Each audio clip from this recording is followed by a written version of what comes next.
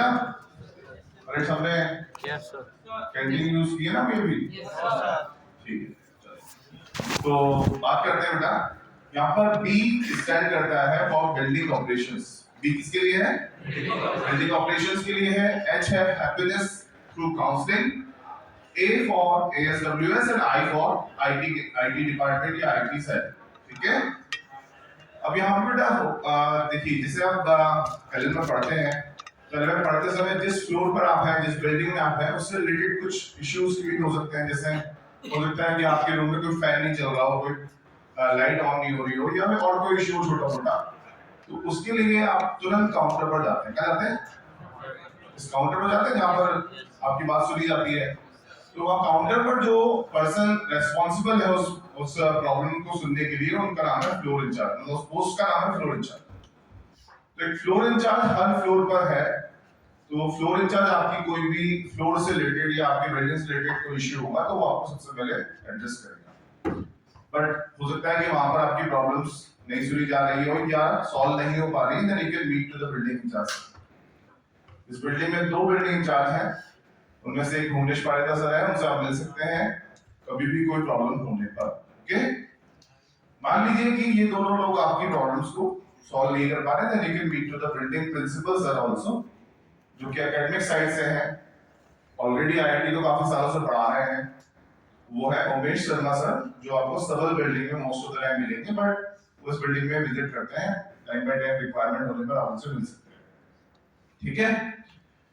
तो रही बात बिल्डिंग ऑपरेशंस की, तो these are the 3 persons, 3 posts जिनसे आप मिल सकते हैं, जिनसे आप अपनी प्रॉब्लम्स बता सकते हैं रिगार्डिंग बिल्डिंग। ओके, फिर बात आती है बेटा एच।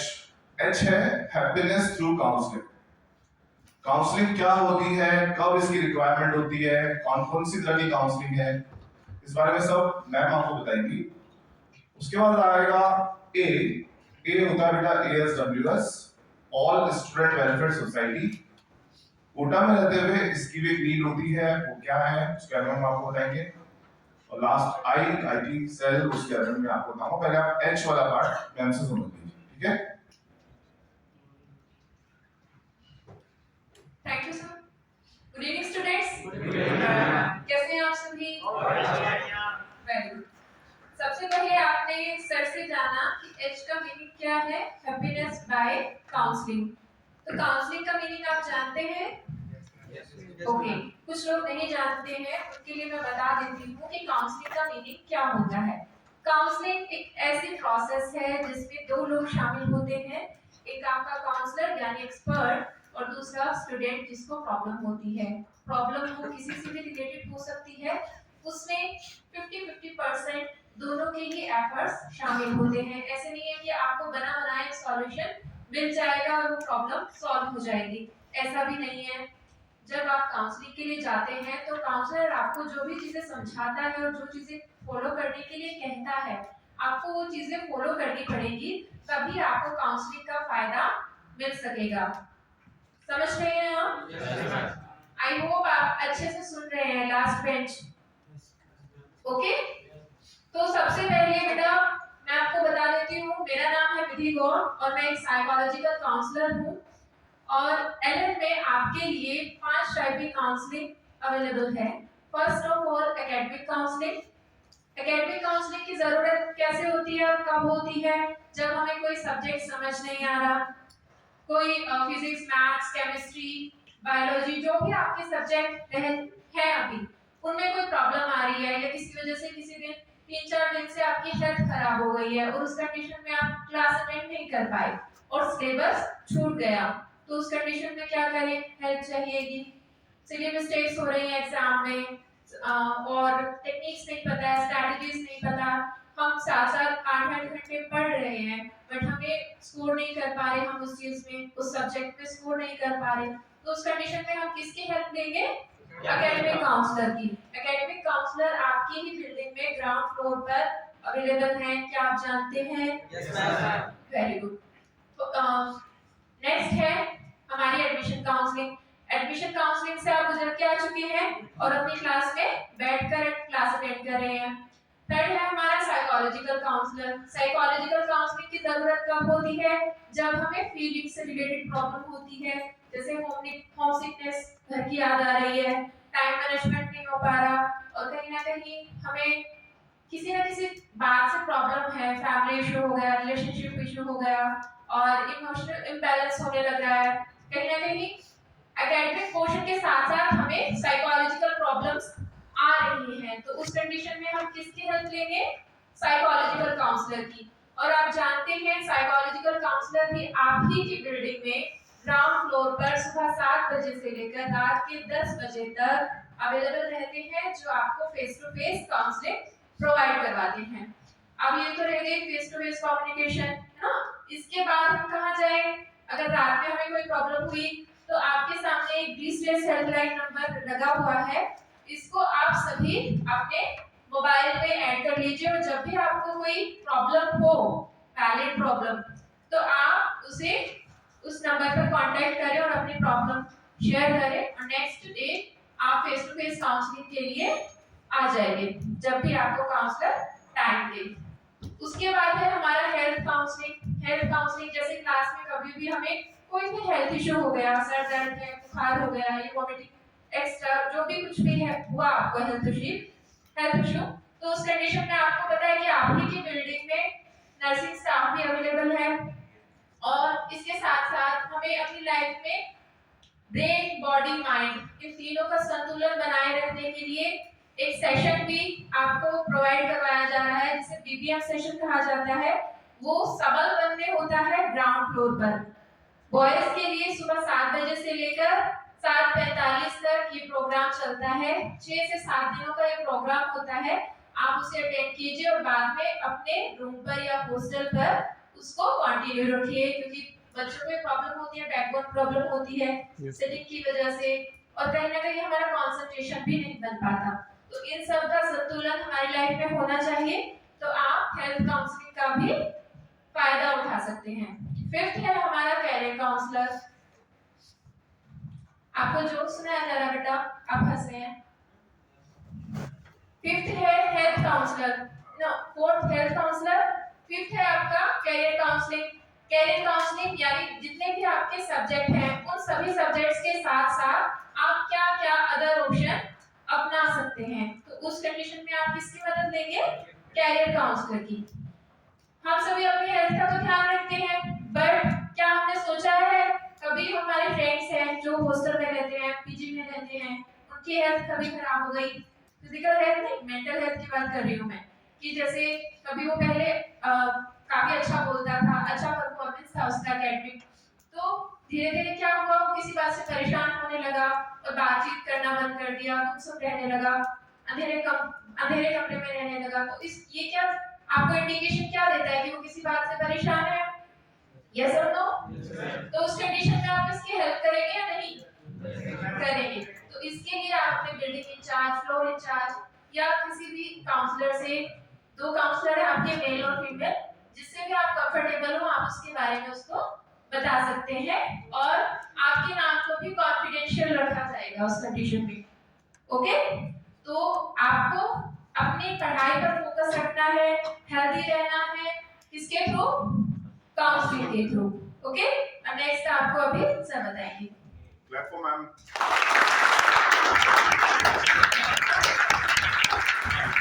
तो इससे तो बहुत ही छोटा सेशन है और एक इन्फॉर्मेशन शेयरिंग है, और मुझे इतना विश्वास भी है कि आप लोगों को आई थिंक ये सब चीजें ऑलरेडी पता भी होंगी, और आप लोग सब अपनी मेंटल और फिजिकल हेल्थ का ध्यान रखते होंगे ऑलरेडी। और फिर भी बेटा एलन की तरफ से जो भी फैसिलिटीज प्रोवाइड की जा रही है, वो अगर आपको इन्फॉर्मेशन होगी तो डेफिनेटली और अच्छा रहेगा, इसलिए इस सेशन में करते हैं। नेक्स्ट आता है बेटा ए, और ए मैंने अभी बताया था, ASWS, that is all student welfare society. देखो विद इन एलन तो हम आपके लिए ऑलवेज अवेलेबल हैं, एज अ टीचर आपके सामने हैं, टीचर्स आपके रोज मिलते हैं, फैकल्टी मेंबर्स, एज अ आप ऑलमोस्ट अपनी सभी प्रॉब्लम्स एलन से रिगार्डिंग, स्टडीज के रिगार्डिंग टीचर से शेयर कर पाते हो, ये मैं बहुत से समझता भी हूँ। तो मोस्ट ऑफ द टाइम तो आपके अपने मेंटर्स या आपके टीचर्स होते हैं, वही आपको, आपके लिए चैनल है हमारे पास प्रॉब्लम्स आने के। मोस्ट ऑफ द टाइम हमारे पास टीचर्स के थ्रू ही आपकी प्रॉब्लम्स पहुंच जाती है, बट फिर भी और चैनल्स कौन कौन से हैं वो आपको भी बताया गया, ठीक है। एएसडब्ल्यूएस क्या करता है बेटा कि एक तो जैसे आपने देखा होगा कि आप जब भी एलन से बाहर कदम रखते हैं बिल्डिंग से तो आपको खाकी कलर की यूनिफॉर्म में बहुत सारे सीपीओस दिखते होंगे, मेल फीमेल दोनों, यानी कि वो होते हैं कम्युनिटी पुलिस ऑफिसर्स। कौन होते हैं?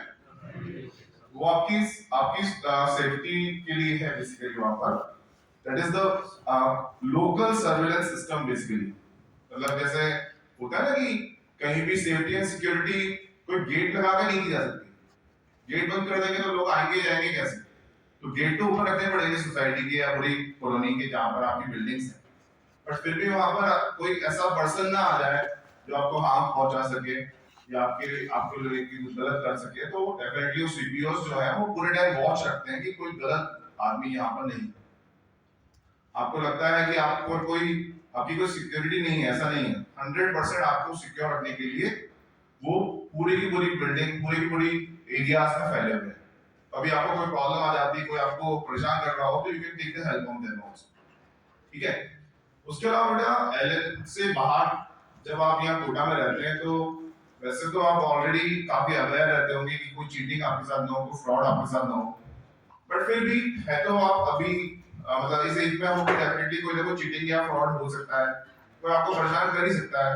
कभी हो सकता है कोई आपका मोबाइल पर कोई अननोन कॉल्स आ रहे हो और आप परेशान हो जाते हो, या कोई अननोन लिंक पर क्लिक हो जाता है, या किसी रीजन से अपना मोबाइल या ईमेल आईडी हैक हो जाती है। तो उन केसेस में जब आपको कोई हेल्प की रिक्वायरमेंट हो इस तरह की, you can contact the ASWS team. उनका नंबर भी आप नोट कर सकते हो 0744 275 1141। लास्ट के डिजिट चेंज है, जैसे वहां 7677 है ना बेटा, लास्ट के चारों डिजिट चेंज है वहां पर 1141 1142। ठीक है। तो ये नंबर जो है एएसडब्ल्यूएस टीम का नंबर है, सुनो भी ढंग से। तो आपको कुछ पॉइंट्स हैं जो ध्यान रखने होते हैं, जैसे आपको जनरली कोटा में रहते हैं तो हॉस्टल से रिलेटेड प्रॉब्लम्स हो सकती हैं। हॉस्टल में जैसे फूड रिलेटेड प्रॉब्लम हुई है? Yes sir. बहुत है ना? Yes sir. तो वो तो परमानेंट प्रॉब्लम रहती है जनरली बच्चों की, तो उससे तो थोड़ा बहुत एडजस्टमेंट करना पड़ता है। बट हाँ, कभी बहुत ज्यादा इश्यू हो रहे होंगे या नहीं खाना बहुत ही गंदा है, पॉसिबल ही नहीं इसको खाना, then you can contact to the ASWS team also. आपको कभी वार्डन रिलेटेड प्रॉब्लम हो या सिक्योरिटी जो मनी आपकी होती है जब आप एक हॉस्टल से दूसरे हॉस्टल में जाते हैं तो कभी-कभी सिक्योरिटी मनी रिफंड का प्रॉब्लम आता है। तो अगर आप प्रॉपर रूल्स एंड रेगुलेशन के अकॉर्डिंग चल रहे हैं फिर भी आपकी सिक्योरिटी मनी रिफंड नहीं की जा रही, then you can contact to the ASWS team, वो आपकी हेल्प करेंगे। कभी रात में आपको बेटा कोई मेडिकल इशू हो जाता है, फिर आपका मतलब वैसे तो आपके हॉस्टल वाले आपकी हेल्प करेंगे, बट कभी ऐसा पॉसिबल हो सकता है कि आपकी हॉस्टल वाले आपकी हेल्प नहीं कर रहे हैं, then you can contact to the ASWS team also. ठीक है। और ये जो मैंने अभी आपको बडी सिस्टम के बारे में बताया कि आपका फ्रेंड या आपके हॉस्टल में कोई भी बंदा है या कोई दूसरी कोचिंग का बंदा भी है जो आपको स्ट्रेस में लग रहा है, कभी आपको लगता है कि हाँ यार ये नॉर्मल बिहेवियर शो नहीं कर रहा है, देन डेफिनेटली आपको उसकी हेल्प करनी है और उसके कांटेक्ट नंबर हमसे शेयर करते हैं। ठीक है बेटा, या उसका नाम या कुछ उसका हॉस्टल का नाम या कोई भी उसकी आइडेंटिटी हमसे शेयर करें ताकि हम उसकी हेल्प कर सकें। ओके। लास्ट आता है बेटा I stands for IT cell.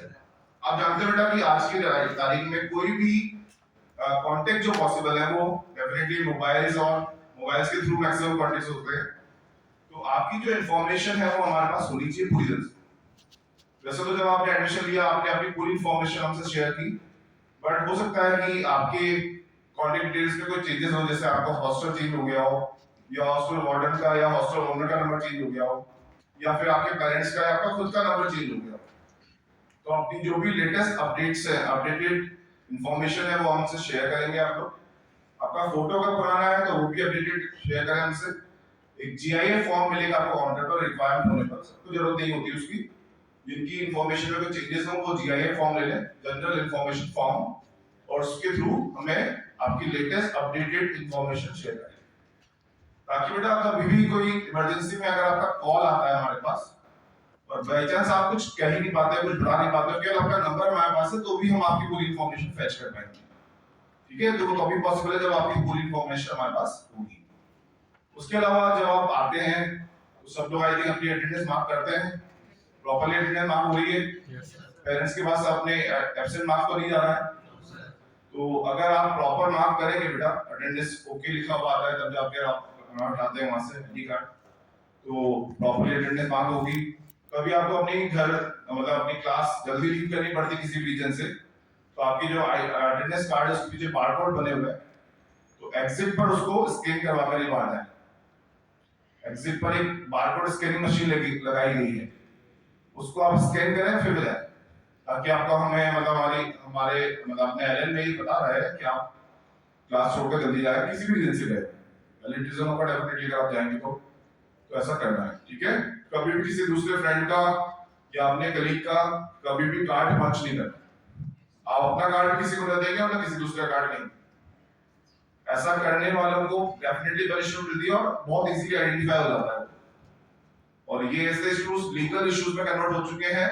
अगर ऐसी गलती करते हो तो आप फंस सकते हो पुलिस केस, क्योंकि हो सकता है कि आप किसी का कार्ड पंच कर रहे हैं और उसका कोई इश्यू क्रिएट हो गया, तो वो तो प्रॉब्लम में है ही, आप भी प्रॉब्लम में आ जाओगे। तो कभी भी ऐसा कोई काम नहीं करना जो इलीगल, ठीक है।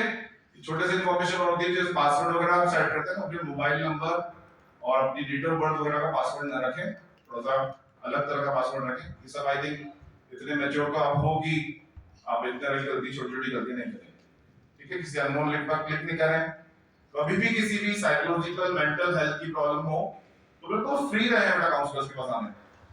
काउंसलर्स का कन्वर्सेशन का काम होता है। पॉसिबल होता है ना कि अपने को हेडेक हो रहा है, बट क्यों हो रहा है तो डॉक्टर पहचान पाते हैं, है ना। हेडेक का इंडिकेशन है ना केवल कि आपकी बॉडी में कोई प्रॉब्लम है, तो उस हेडेक क्या होता है तो डॉक्टर पता लगाएगा ना कि आपकी बॉडी में प्रॉब्लम कहाँ है, क्यों हो रहा है। तो वैसे ही अगर आपको कोई भी बिहेवियर चेंजेस होते हैं आपकी बॉडी में, तो आप बस काउंसलर से मिलें, वो आइडेंटिफाई करेगा क्यों हो रहा है, क्योंकि उनके पास बहुत एक्सपीरियंस है। अपन पता ही नहीं कर पाते कि ऐसा क्यों हो रहा है। जैसे आप टीचर्स आपके सामने होते हैं तो टीचर्स पता लगा लेते हैं ना कि आप किस तरह की प्रॉब्लम्स हो रही है, इसकी वजह से मार्क्स इंप्रूव नहीं हो रहे। वैसे ही साइकोलॉजिकल या जो बाकी काउंसलर्स हैं वो आपकी प्रॉब्लम्स को आइडेंटिफाई करना जानते हैं। तो अगर आप उनसे मिलते हैं तो ऐसा कुछ नहीं कि आपको उस केबिन में जाते देख लिया तो कहीं ये तो पागल करार दे रही है, ऐसा कुछ भी नहीं। बिल्कुल 100% ये बात सही है कि बड़े-बड़े लेवल पे काउंसलिंग होती है, पता है ना आपको? हाँ, पता है नहीं? काउंसलर्स की फीस सुनी कभी? No sir. काउंसलर्स बहुत ज्यादा फीस चार्ज करते हैं आजकल, बड़ी-बड़ी तरह, मतलब जैसे आप करियर काउंसलर्स की बात करें तो जब आपको कहीं एडमिशन लेना होता है तो करियर काउंसलर्स बहुत ज्यादा फीस चार्ज करते हैं, बट वो सब कुछ आपके लिए यहाँ एलन में अवेलेबिलिटी है। करियर काउंसलर हो, एकेडमिक काउंसलर हो, साइकोलॉजिकल काउंसलर हो, योगा काउंसलर्स हो, ये सब अवेलेबल है। रिक्वायरमेंट होने पर आप इनकी हेल्प लें, ठीक है बेटा। तो ये जो भाई सिस्टम है वो आपके लिए हमेशा अवेलेबल है, कभी भी रिक्वायरमेंट हो you can access this, okay बेटा। Yes sir. अच्छे से पढ़ो, ऑल द बेस्ट।